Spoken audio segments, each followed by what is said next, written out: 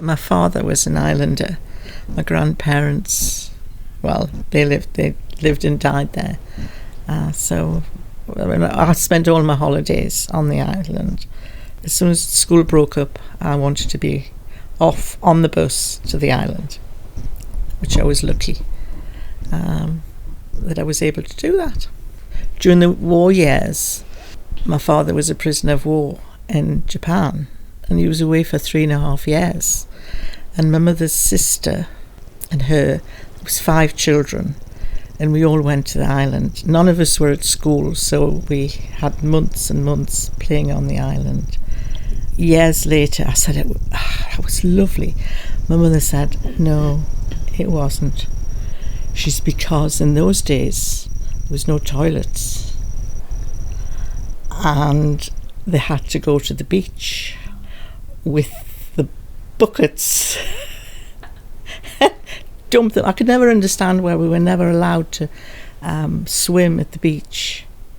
But it was because because everyone had to take their toilet to the beach. So that's a good memory.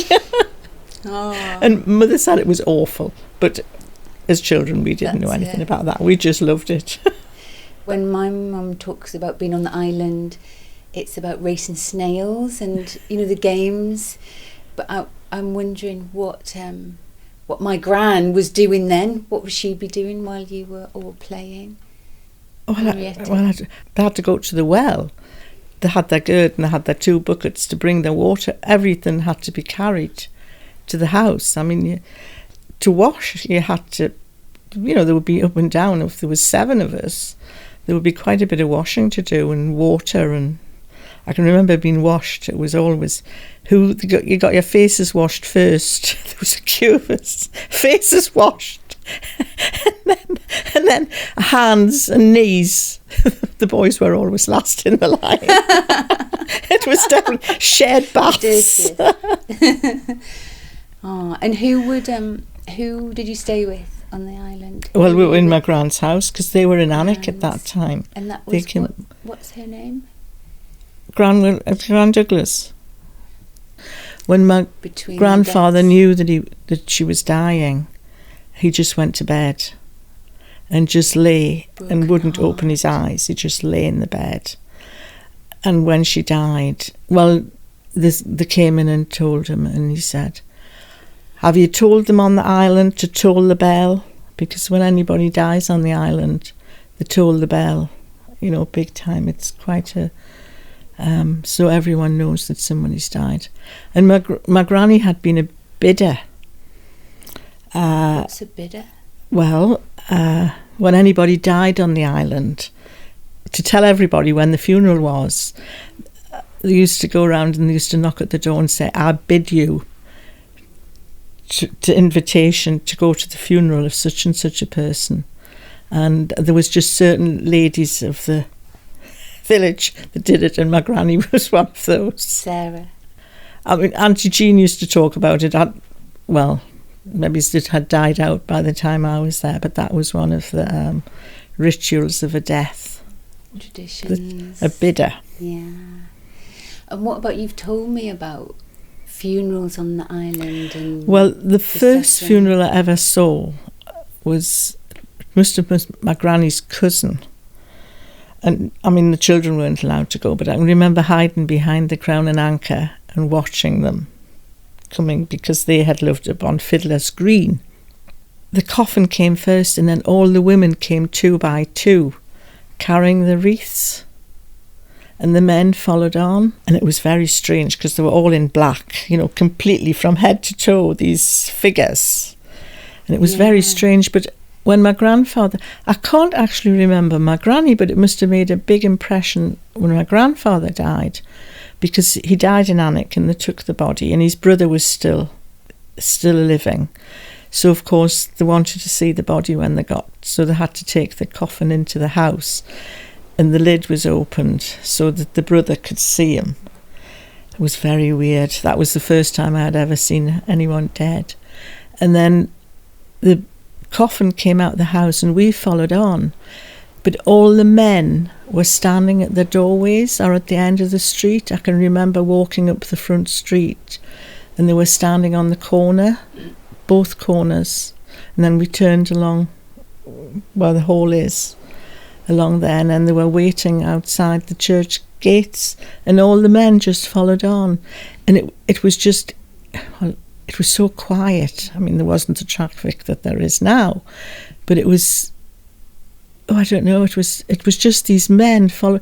Nobody was speaking, they weren't talking as you went up towards them. They were just standing, and then they all just followed into the church. It was very moving. I think probably that was that. Yeah, but my granny had died before that, and I can't remember in the same way. It was my grandfather that maybe. How old were you then? 68, about 30, I suppose. 30, all right, yeah. So Mum was there then? Oh yeah, Mum was there. Yeah, it was. So you were maybe about 7 or 8. You've told us other stories about coming across onto the island or trying to get back off.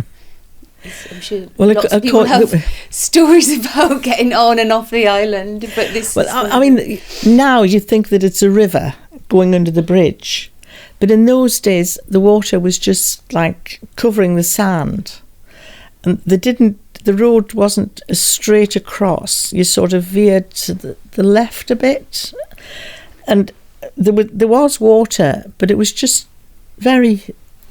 spread across. Now it's channeled. And the taxis, I'm sure they never had any brakes. I mean, they were hairy.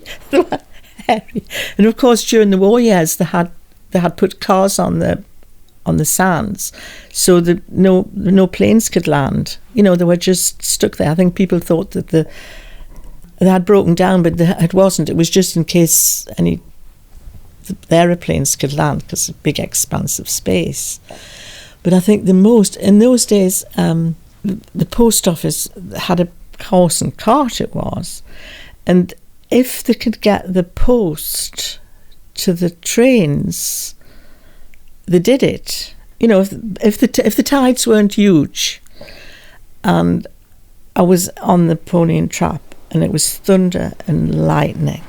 I mean, the water was up to the belly of the horse, going through, and you were on the back. I mean, it was with belting Gran, down, just you and Gran, it was Mum and I, and there was all these. Oh, I was petrified, but I wanted to see it at the same time. The flashes of lightning on the water. It was really, really. I think there must have been a lot of wildfire as well, because the whole place seemed to light up with. I mean, the sea was calm. I can see that the sea wasn't rough. But it was all these, and the rain was coming down. Oh, it was, that's in my. You were going fast. No, you were just plodding along, plod.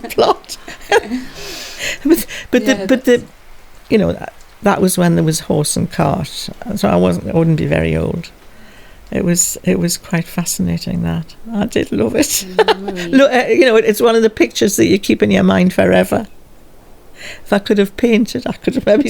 That would have been one of the things that I would paint. Oh, that sounds lovely. It was scary. Yeah. It was scary. I was friendly with Linda from the castle. Linda, and who? Lilburn, Linda Lilburn. who was the daughter or the granddaughter of the custodians, because Wheeler was and Hannah were the grandparents. Linda and we played together. We used to play on the jetty all day. I used to go out, walk out there and play. They would shout us up for our dinner, and then back again. We played all day. And then if the seas were getting a bit rough, Wheeler would be standing on the top of the battery. That grandfather. Come back. Well, our dad would be away. He would be away during the war. So it was, we spent a lot of time at the castle. Or outside the castle playing. Who were the family that lived in the castle or that owned the castle? The Lilburns. And then they were the custodians. And then the Desteens, the National Trust took it over I don't know, about 1930 was it, something like that. But the Desteens always came in the summer for about a month. I think it was Edward Desteen that had it, and his two sisters used to come and stay. And I remember they used to go across the beacons in the boat and robe. And where's the beacon?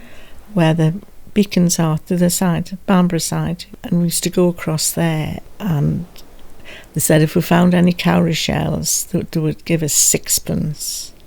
So I can remember finding 6 and going home with 3 shillings. I was very pleased with those 3 shillings. Lovely. But it was when I realised that people ate differently to me. There was when we had our tea, they had the picnic basket, and Linda and I got our sandwiches with crusts on, no cut bread in those days, so it was quite thick. And we started to eat, and then the plates came out for the 2 ladies, and there was no crusts on them. I couldn't believe that people didn't. I was always told, you've got to eat your crusts. Why did they not have to eat them? No, yes. They were grown up. That's a nice story. So that was, they were very, their voices was different to ours. And what do you think they used the cowrie shells for? I've no idea. I think they were taking them back to their nieces or in London. It was whether they just wanted to give us some money, but we were going to have to work for it. I don't know. Or just do something, keep busy. Yes. Yeah. So your mum, my gran, was busy on the island all the time you were playing?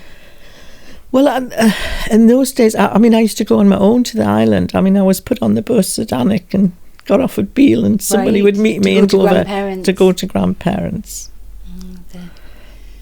We were invited to a wedding. They had just a tea plate with a piece, I presume it was the wedding cake, because it was, I can see that it wasn't done when they were in their bridal dress. I think it would be done when they were going away. And this cake, I'm sure some of the islanders would be able to give you better. Over the bride's head. And then who would throw the cake? Well, it had to be a single person that threw the cake over. Yeah. So like the opposite to catching the bouquet. Yes. Person threw the cake over the top of the head. Hoping that the plate smashed. I think the plate had to. I think to throw it quite because high it was very odd. I'd never heard that before. Mm-hmm. I think it was done at the reception. When they're going away on the honeymoon, that this plate of cake, because it was definitely a fruit cake that went on. A special cake added onto the wedding cake. No, I think it was just a piece of the wedding cake went on this plate, and it had to make sure that it hit the ground, and it was something, as long as the plate broke, it was going to be good luck for the bride. But if it bounced. Have you never heard that one before? A lot of people came to the island because there was a golf course at one time just after the war. People used to come for the golf and fishing, and then they used to come for the shooting and the wildfowling. Shoot everything. Later on in the year, my father had, he had to come to Alnwick for work. He was fishing when he left school, and then there was 3. He had 2 brothers, and he was fishing. Bill had a taxi. He was running a taxi, and Uncle Joe had a horse and cart and did deliveries and everything. I suppose it was all line fishing in those days. You see, my granny used to have to bait the lines. It wasn't like nets, like they catch the fish in now, or shawl. The shawls. There were baits. They had to bait. She used to say how many. I can't remember how many. And she used to have to bait for my husband Joseph, and then she had to bait for Dad as well. And it was hundreds. They had, every hook had to have a worm on, or whatever they baited. It was hard work for the women. But when the shoals used to come down the country, the fishing boats used to follow them round, and Holy Island was a landing place for them.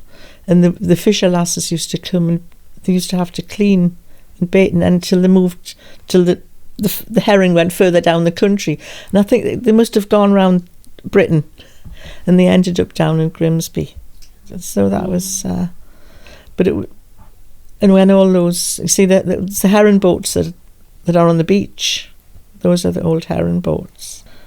But then Dad came up to Alnwick first, and then my grandfather came, and he started the fish business at Amble, wholesale fish business at Amble. I mean, the cost of moving anything from Holy Island anywhere to sell, isn't it? In those days, it was open 1 day a week, and quite a few people came, and they could be quite busy. So I think Linda and I used to be taking the money. I think it was a whole shilling that they paid to go round. But there wasn't much to see. But it was worth going up from the batteries to see the whole island. I think that's very special. And then, of course, there was the garden as well that they had to, and they used to, I can't remember who, somebody designed it. And Linda's aunt used to do the gardening. She used to go over, and I used to think, it was a special garden. Well, I didn't think it was very special.